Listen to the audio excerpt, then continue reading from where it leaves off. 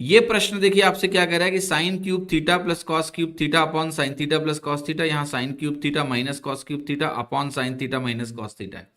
अब इसको कैसे सॉल्व करेंगे, देखिए इस सवाल में आप थीटा की वैल्यू रख भी सकते हैं क्योंकि सारे आंसर कांस्टेंट में है, तो थीटा की वैल्यू रख के भी आप इसको सॉल्व कर सकते हो।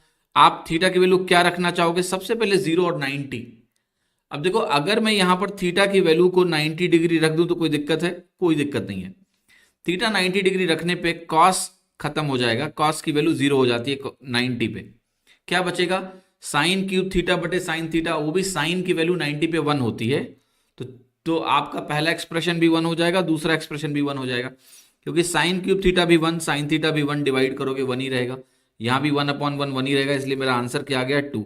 तो आपका आंसर हो गया 2। अब ऐसे सवाल वैल्यू पुटिंग से सबसे तेजी से होते हैं, राइट। आंसर कांस्टेंट था और वैल्यू भी हम 0 या 90 रख पाए, तो हम बहुत आसानी से इस सवाल को कर सकते हैं सॉल्व। ये तरीका हुआ।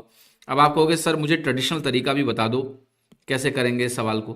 तो ट्रेडिशनल तरीका अगर आपको इस प्रश्न में लगाना है तो देखिए इस सवाल में आप साइन थीटा को a के बराबर सोच लीजिए और कॉस थीटा को आप b के बराबर सोच लीजिए। जब आप सोचेंगे तो आपको मिलेगा a cube plus b cube upon a plus b, ये पहला एक्सप्रेशन हो जाएगा।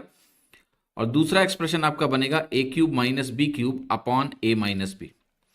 अब ध्यान से देखिएगा, ये फैक्टराइज करके अगर आप काटेंगे तो आपको मिलेगा a square plus b square minus a b, और ये एक्सप्रेशन आपको मिलेगा a square plus b square plus a b के बराबर।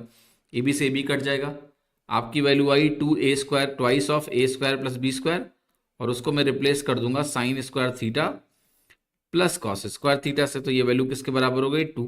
तो ये आपका ट्रेडिशनल तरीका हो गया इस प्रश्न को सॉल्व करने का, आंसर आ गया 2। बट अगेन वैल्यू पुटिंग यहाँ बेहतर अप्रोच है सवाल को करने